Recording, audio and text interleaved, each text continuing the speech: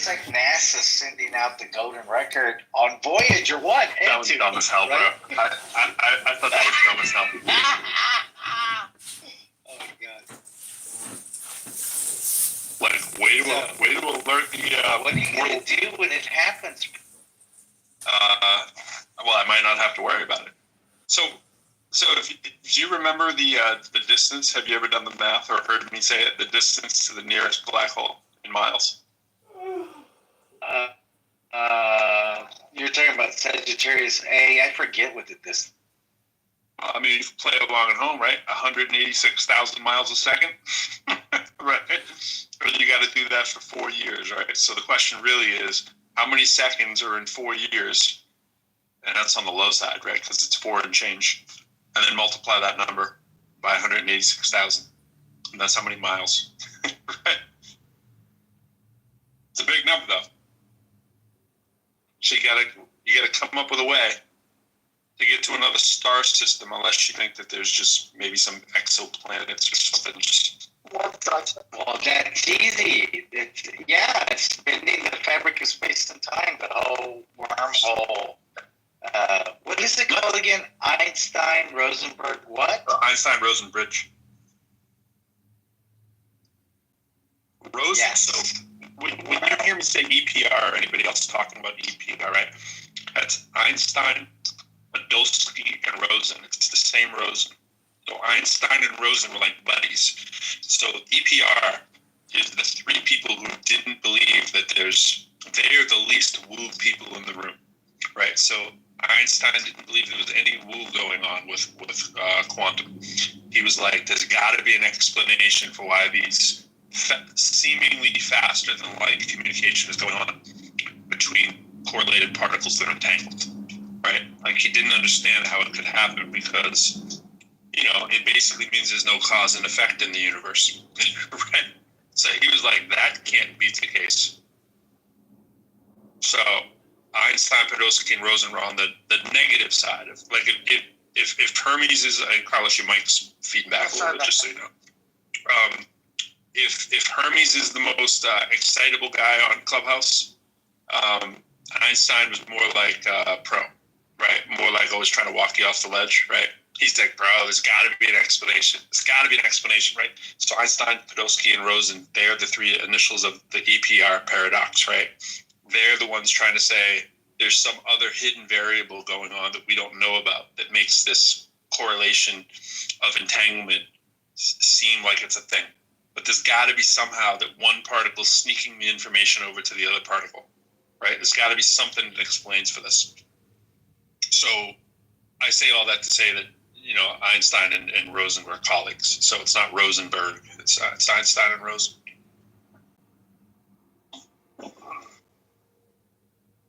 You like Rosenberg, though. But someone you know. I don't know. Right? I heard somebody call it that one time, I think it's. But I would rather know the correct way. Yeah, that's cool. Hey, man, they're just people's names that we all read in the book at some point. But when I see that, it's a wormhole. That's what. Well, yeah. That's the formal name of a wormhole. An Einstein-Rosen bridge is a wormhole. Right. And my point is, I think a lot of people forget that. What part? The whole theory of the wormhole, right? They forget that it's actually a theoretical, right? And they tend to dismiss it. They're like, "Oh yeah, that's fantasy." Well, because it's wild. And keep in mind when they were doing it. Well, maybe not keep in mind. Maybe you know, when they were first coming up with the ideas for wormholes, it wasn't so that you could travel through them. Like, they weren't traversable ideas. That's a more recent kind of thing. So if Einstein were here today, hearing that you were trying to talk about, going through them and stuff like that, that wouldn't have been, he'd be like, what are you talking about, right? So they thought that it would collapse before anything could pass through it. That's what they thought was the deal. So the traversable version of that people use that. They say, hey, maybe that's the ingredient we need for time travel. Bro, just so this is what I'm saying. It's so speculative that it's almost not science. That's why you get pushback. It is science because there's scientists looking into it, but nobody's done science on a wormhole, because there are no wormholes, right? Wormholes, as we know today, there is zero evidence for them. So you can't talk about them in a science context like kind of about a bridge. Like, hey, there's a bridge down the street. It's a very theoretical kind of thing that could be possible if you come up with some super exotic kind of situation, right? There's no observable evidence for them. There's nothing. They're purely theoretical. I agree with you. Now let me give you this opinion of mine, which has no evidence, right? But my opinion is I'm eating my popcorn. That right. Sagittarius A. If you went through that big giant monster, there would be a wormhole on the other side, and you'd go through that wormhole, come out of a white hole in some other part of our cosmos, our universe. That's my opinion. And the reason I have that opinion is because I'm reading in what these scientists are talking about. Sagittarius A, super massive black hole, right? It's not a garden variety black hole. That's like the granddaddy black hole. Right? Millions. I think it's either 3 or 4 million times the mass of our sun. That's crazy. It's like a quarter of the way through the galaxy. Well, from where we are, anyways. You have to ask John or somebody else who knows. I never remember where we are in the galaxy either. I always have to look it up. But wherever we are in the galaxy, it's like a quarter of the... Well, I always say a quarter because it's 100,000 miles across the long way. So it's like 25,000 miles from us. Let me share this with you. Not 25,000 miles, light years, of course. If there's 25,000 miles, we'll be in trouble. Let me share this opinion with you. You ready? I don't think it's a coincidence that in our galaxy we have a big, giant black hole like that. And where I'm going with this is there's a possibility that wherever life like us sprang up throughout the cosmos, there's possibly other black holes about that size, because that would give access to us and others to come see us or visit us or whatever, and vice versa. So the fact that we have a big giant black hole here where us humans in this Milky Way galaxy, I think that's part of whatever, right? But it's there for a purpose, and it's there. It's like almost like water is to fish. Is that? Yeah, but I mean, we know why they're there. They're there because collapsed stars. Yes, exactly. I mean, you could find a purpose, but that's the result, right? Right. But I'm talking about the size, because not all black holes are that size. Now, Sagittarius A is not the biggest. We have found some that are right that make Sagittarius A look like. I mean, well, we found evidence for them, but yeah, you're right. And then you have all the super tiny ones that Brian Cox talks about. 12 times the mass of the sun, 20 times the mass of the sun. Now, what I really liked about what he said was that it's not the destroyer monster that we always thought that, when stuff went in, it was destroyed or never to be seen again. It's actually the opposite. I've never heard anybody else but him say that. Well, there's a few people that in his camp. Stephen Hawkins is the one that formulated that. That's what he called it the Hawkins radiation. Is that right? I think that's the name. But that's not the same concept. No, what Brian Cox said in his book and stuff, what he's saying is that the Hawkins radiation is made out of particles that are currently in the state of quantum entanglement. So he's saying one particle went in and the other particle stayed out. Right. Entanglement theory in that, right? But then what they also noticed is eventually the particle that went in ends up being spit out, which is something that we always thought the opposite. Once it goes in, it never comes out, right? And he said, so when you see the event horizon, which is what Stephen Hawkins called the Hawkins radiation. You call it that, but other people really looking at particles. Yeah. Right. So it's when I hear that and absorb that, to me, it's real easy to take the next step because I don't have to worry about what society thinks about what I may think, right? Even though I know with every cell in my body that this is what it is. When I say that, I'm talking about that black hole is in essence a portal. If we went through it, we would end up somewhere else.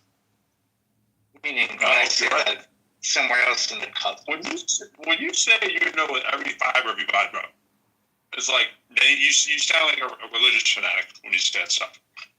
Because they say something. At least I know every fiber of my body that Jesus is real. I know, right? No, you don't. But at least it's science, bro. It's science. No, it isn't. No, it isn't. Hawking radiation is also theoretical, so you just stacked another theoretical on top of the theoretical. The only reason all of this is theoretical. Wormholes are theoretical, so at least you got Einstein on your side, right? Like Einstein and Rosen, right? Like exactly. I like what, now, but I think about this for one What's second. good about the wormhole is at least it's the map. Just because, right? And I agree with you.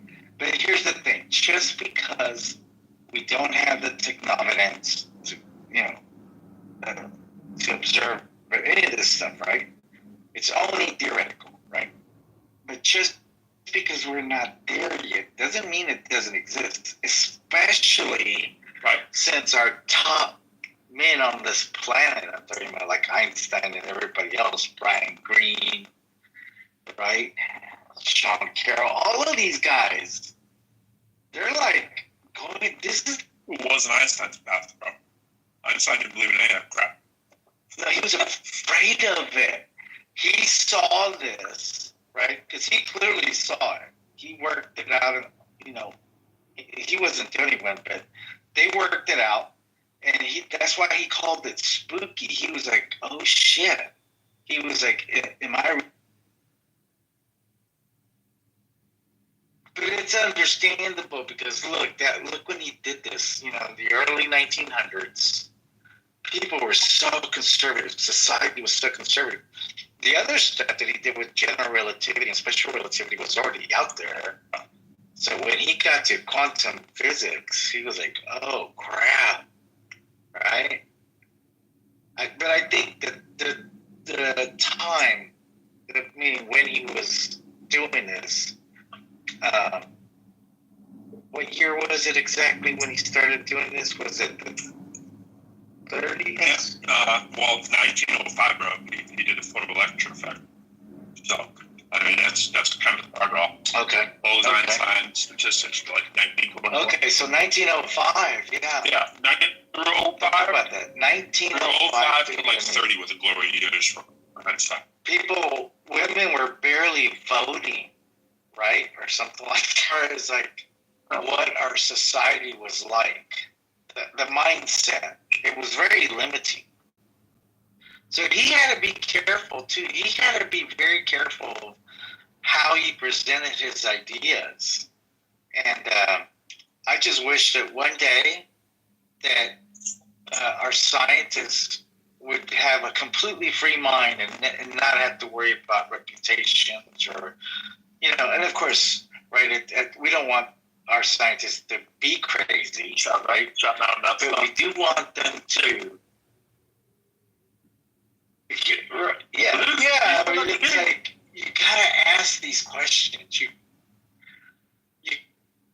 either prove it or disprove it, right? No. I mean, you almost never prove anything in science. You almost always disprove. Wait. That's kind of wild. That's kind of wild. That we proved the Earth is round. Yeah, but that's an observable fact. You don't prove an observable fact. You just say there it is. That's not a proof. If I say Hermes exists, in the colloquial sense of, hey, prove to me Hermes exists, I'm going to show you Hermes, but it's not like I'm proof. You know what I'm saying? Just like, there he is, I didn't do any work, right? One day we'll get to that same sense of being in reality, right? Knowing it's a fact because it's observable, right? Yeah. With the wormhole. We'll get there. Right now, it's so hard to fathom it simply because we don't.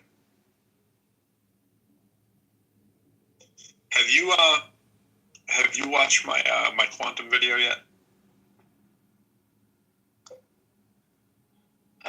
Here's my quantum video up top. You want to check that out? That's my quantum song. You learn a lot of the dates in it. Okay, I'll play for you through my crappy speaker here. But if you hit play on it, you can watch the cheesy video. Cool. Hold on.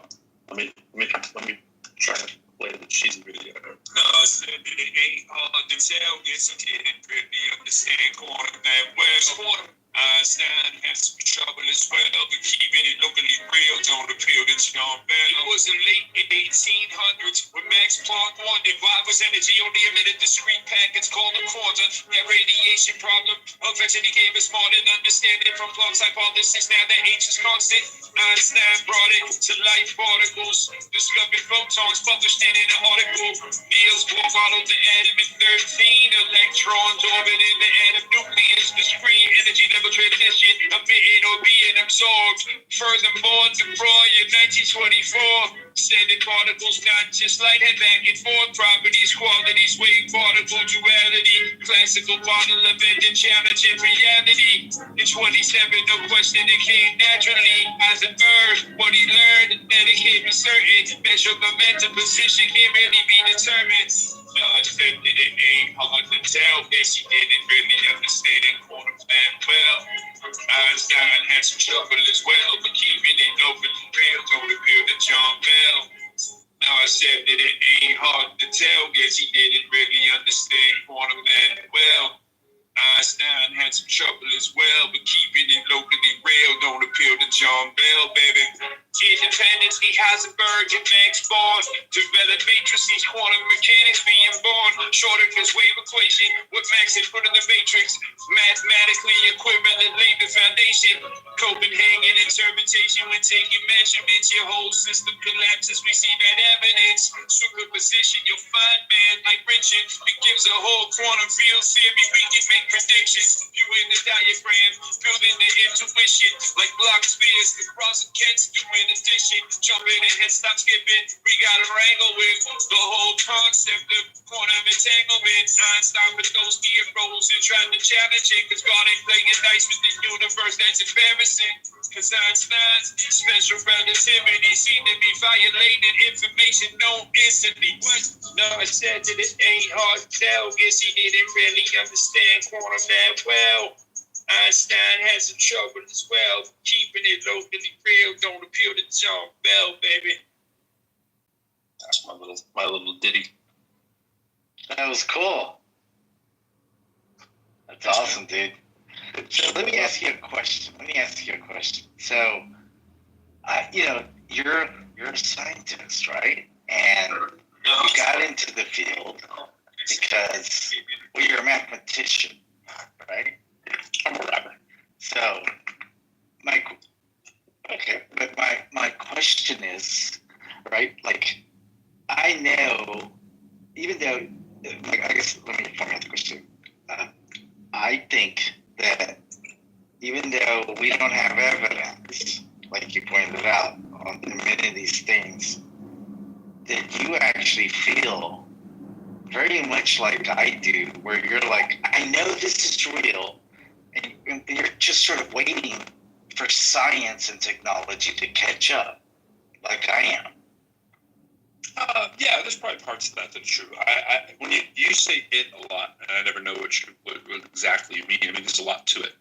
When you say it, right? There's a lot to it. I think a better thing to say was that. Well, let me not say it that way. There are a lot of pieces to quantum mechanics.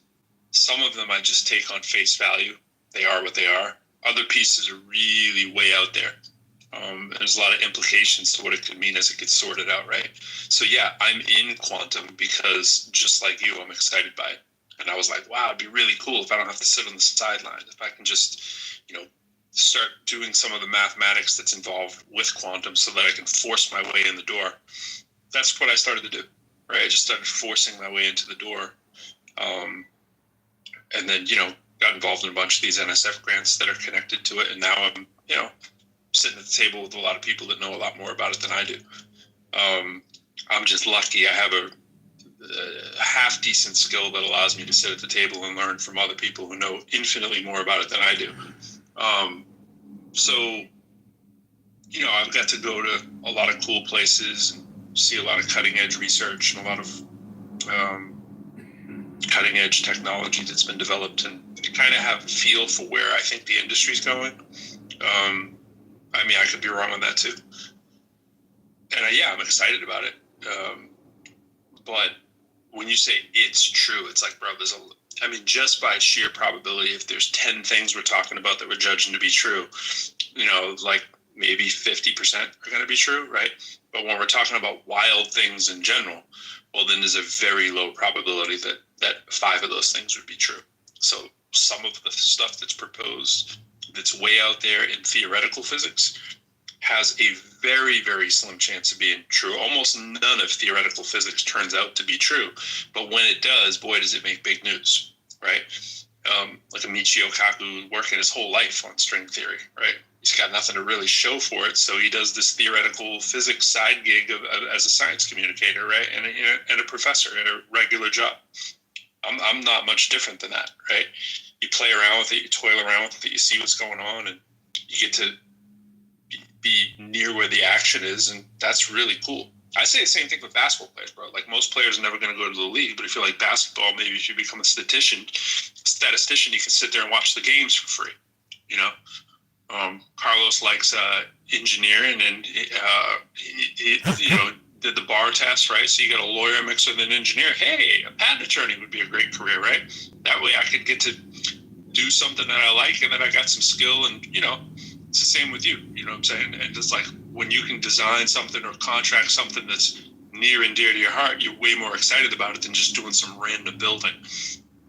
So for me, it was just an attempt to get closer to stuff that's really freaking cool, as opposed to just doing calculus for calculus sake, or algebra for algebra's sake, for that matter, right? So I'm all for all the sci-fi. Freaking life would be way cooler if all the sci-fi is true. But, just most of the time, it's just not. You know what I'm saying? Or at least it's not yet, right? So I have to curb my own enthusiasm that most of the wild stuff we'll never get to see, at least in our lifetime.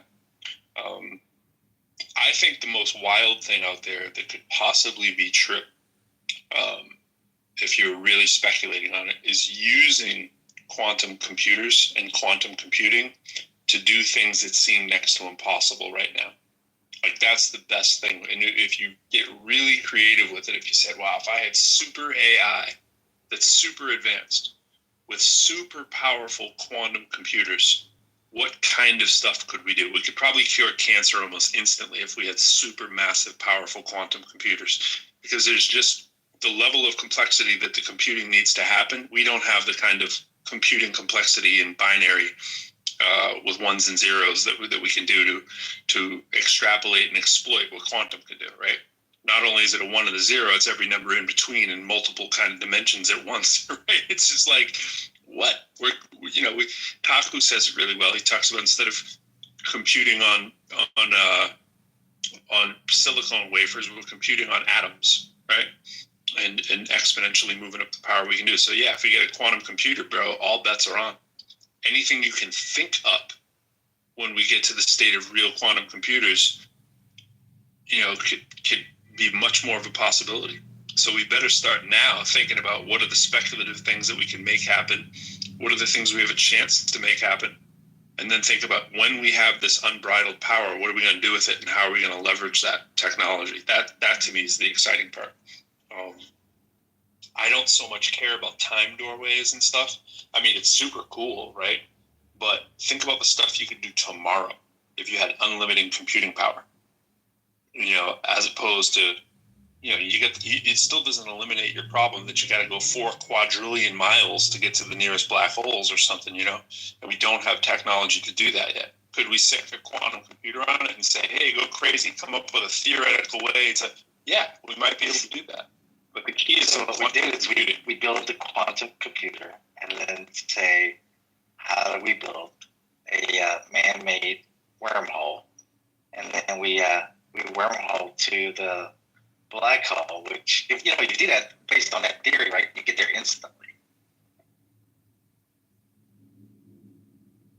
Yeah, there's a few other steps in there, Slick, but yeah.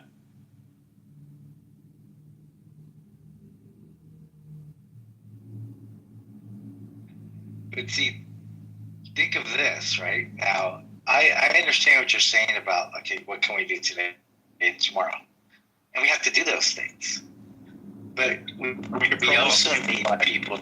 We could prolong human life. Right. One of the first ones, and that happens with unlimited quantum computers. Sure. Start making our life expectancy longer, little by little. There's no reason to think that in 1,000 years, the average life expectancy wouldn't be well over 200. Now, that seems like sci-fi, but to me, that's much more plausible sci-fi if we have quantum computers developed, because we can all the things that are likely to kill you, we can statistically figure out what most of those things are likely to happen way before they happen. Kaku talks about that in some of his early books too, and sort of most, all of your Kurzweils and, futurists and so forth. So just that, imagine giving some of our most brilliant minds another century to play around in the sandbox, let alone extend their life and maybe their consciousness and create the Superman in the ice field talking to Jal-El, I always forget his dad's name. You know what I mean? Where you have consultation from, imagine if Einstein didn't have to die, or his brain power didn't have to die, right? If you could take the state of his brain and recreate it in a quantum computer and have the quantum AI work like it's Einstein. I mean, we already have AI, and AI can imitate for you people. You can talk to your AI right now and go, now, that would talk to me as if you're Marlon Brando. Yeah, man, talk to me as if you're Einstein. Einstein's thinking computer goes, well, I'm going to upload it to you, Einstein. I want you to continue on in this. Those kind of things are the closer to reality things that you have. But manipulating the fact of space-time is way down the line. But here's how you have to look at that, and this is where you got to have people working on this, because you got to have the long-term plan. Like the Chinese, they're really good. When they think about the future, they think 150 years into the future. Their plans, right? Literally, their governments and that kind of thing, right? Where we're thinking 10 years, or at best guess, we're thinking 50 years, right? But my point is this: if we did bending the fabric of space and time, one would clearly be travel. The things that we would learn, not even to mention, because we're traveling like that now from one galaxy to another throughout the cosmos, right? Truly interstellar. Then we're going to run into other species and just think of what we could learn from them, right? So I don't disagree with you that there's many things that we have to do today, like curing cancer and all these other things, and we have to do those things. But we can never stop working, having people work on bending that fabric of space and time. That's why people like Kaku and Tyson. That's why Kaku's not in the running. Like, he's not one of those people. The people that would be doing that aren't Kaku. Kaku is now a science communicator and somebody who enjoys talking about physics and still works in string theory, which is largely just means he's doing math. CERN is what we've developed for that. CERN is where the people are that do it. CERN has like nearly 3,000 people that just work on the staff, right? They got like 800 fellows and apprentices, and they have somewhere in the neighborhood of 10 to 15,000 scientific users that are at all universities like mine and all others from around the world. There's 70 countries involved, bro. If any bending of space-time is going to happen, it's going to happen through CERN and the next iteration of CERN. The reason we don't do stuff like that in America very well is because we have to rely on our ridiculous government. When you're working in partnership with many, many nations that all are unified under the science umbrella, A, you get better funding, B, you get less red tape. You just actually go to it in a neutral site. Obviously, Switzerland is a pretty neutral site, right? There's a reason it's on the Switzerland-France border. But anyways, you got like 17 to 18,000 people working on CERN, bro. Those are all your smartest people in the world. Like, imagine that's where they are. Yes, right? Just to prove your point, right? And I love Dan, our brother, right? I love him to death, but imagine if he was a senator, he would shoot all of this down. He'd be like, that's not real. Right. Well, I mean, there's, at the end of the day, you do have to decide what's the best way to spend funding, right? That's a very real issue. The fact that we said, you know what, we're never going to get this kind of, like, our NASA's underfunded, right? So if NASA's underfunded, you can imagine a theoretical hole in the ground to try to discover elusive particles near the start of the universe's foundation are going to be like way less funding. Like, the average person in America, I mean, this is my off the record, even though replays are on kind of way to say it, is the average person in America doesn't have the time and maybe ability to really, like, be, or the luxury or the privilege, whatever you want to call it, be thinking about these things on a day-to-day basis. We rely on other countries who have better people, quite honestly, doing it. We'll educate those people at our universities, but it's other countries for the most part that are doing that kind of work.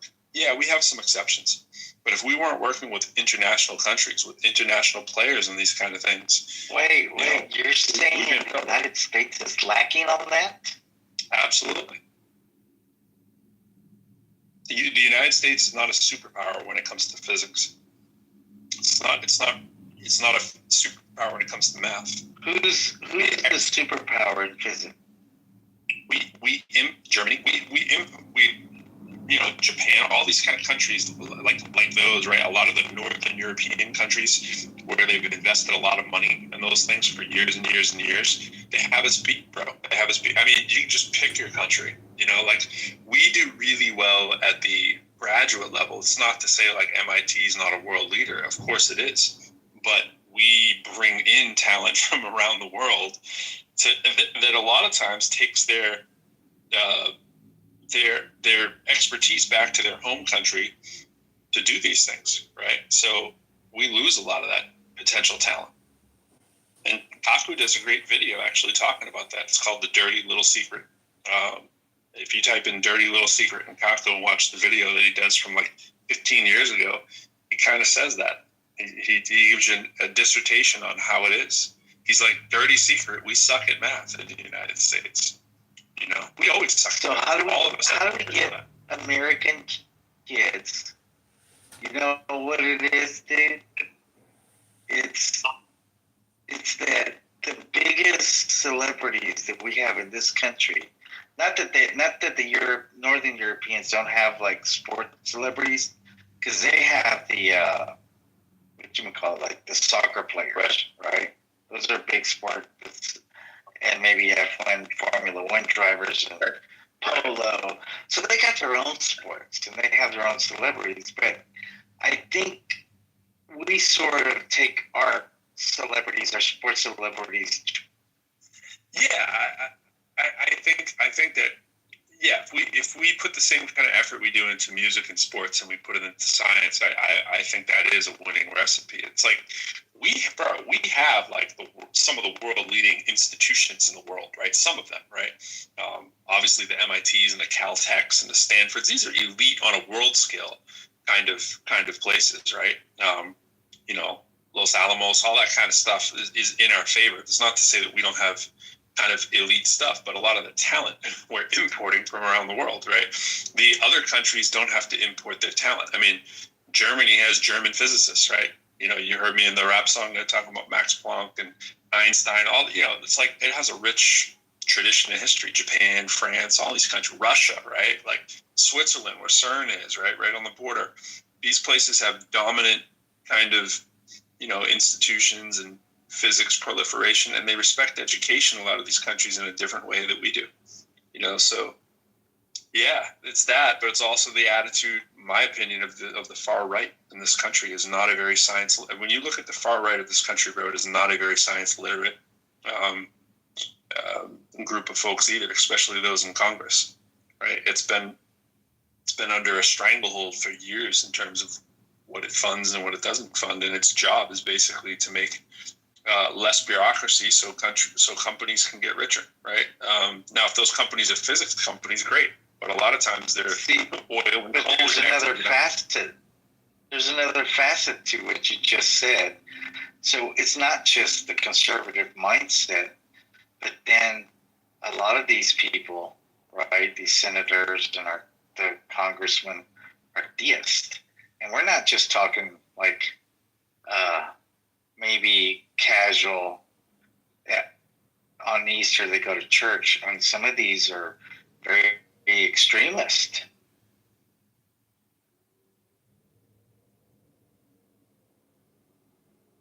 Yeah, I mean, yeah, the right is a very homogeneous group. It's a bunch of white men for the most part that, yeah, for the most part are kind of monolithic in their views, not just their religion, but a lot of things. And, you know, unless the science is going to turn a profit, you know, it's not always the first thing on their mind, right? The climate change deniers, they're, you know, which to me is the biggest problem facing humanity, right? In terms of like big threats that are out there. Obviously, wars are huge threats, but, you know, threat of nuclear, that kind of stuff. But something that's a slow ticking time bomb that we're seeing the effects of, it's like they want to pretend it away under a rug, bro. I mean, think about Miami's going to be in 2050 or 2060. How do you think Miami's going to be doing? You know, say if things continue at this rate. Think of this implication, right? The world power, us, the United States, we are almost. Yeah, I'd say we are. Yeah, half of our Congress is pretty much anti-science. You know. No, it's not exclusively, but it's certainly emanating from that side of the aisle, way disproportionately, you know. So we can't even get them to agree climate change is real, bro. I mean, think of what happened in Trump's presidency. It took us right out of the Accords, bro. Paris Accord. I mean, it's just crazy, you know. I mean, we're back in now, but it's like, you know, it's crazy. It's hard to think about. Where do you think New Orleans will be in 2060? You think they won't be underwater? You know, climate change continues the way it's going. You know, give it another 35 years from now, how do you think they're going to be looking? 25 years, how are they going to be looking? Freaking underwater, bro. You know what I'm saying? Every year, whatever we predict, it's worse. It's like, sorry, it's a little worse. Thought there was going to be this much flooding. Sorry, a little more. Snow, polar ice caps, a little worse than we thought, you know?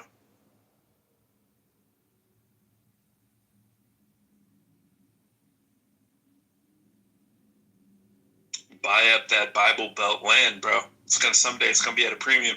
Buy some square footage in some of the cheapest states there are right now. Might be the way to go. Because the water's not hitting, you know, Montana.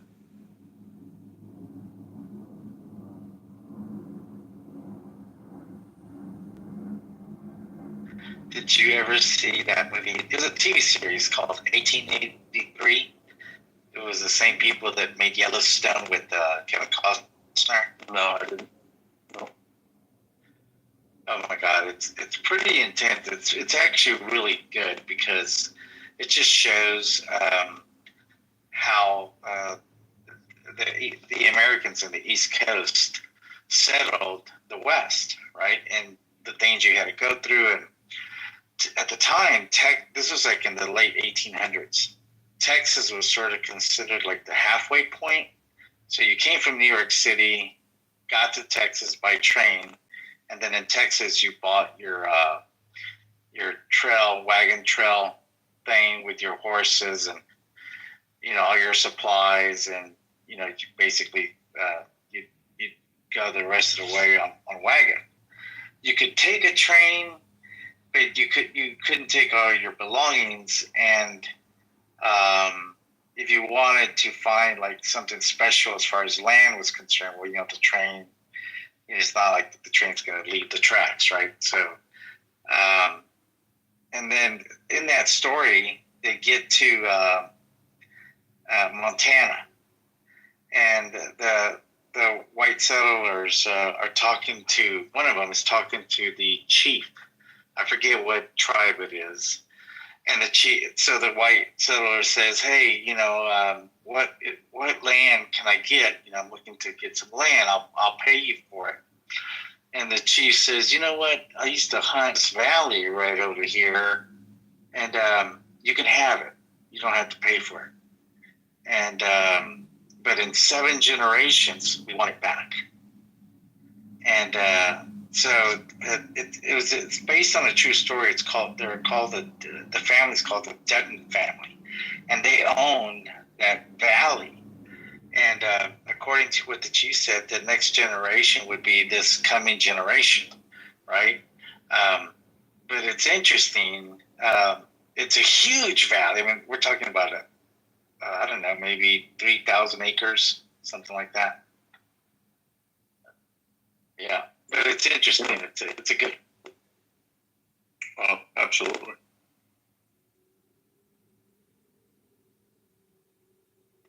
What up, Rebecca and Zen? I see popping it. Yeah. Like particle anti-particle annihilation. Yeah, Zen is normally very excited about things. He's pretty quiet today, huh? Right? I go into his rooms, right, and he'll be recording another room that he's in, right, and you're hearing it in his room, and you hear their voices, right? Like one of the rooms was Pro, right? He was in there, and then I was in his room, and I could hear your voice among everyone else. I forget what room you were in. I don't know if you were in Mark's room or somebody else's room.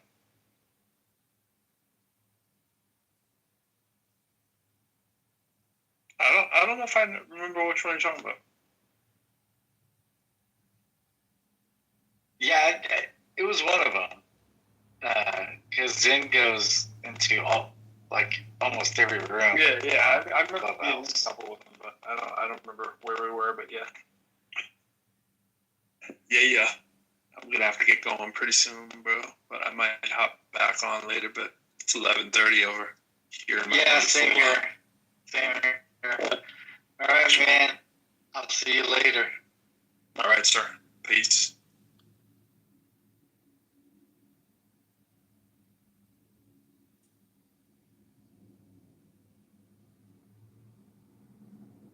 Y'all have a good night.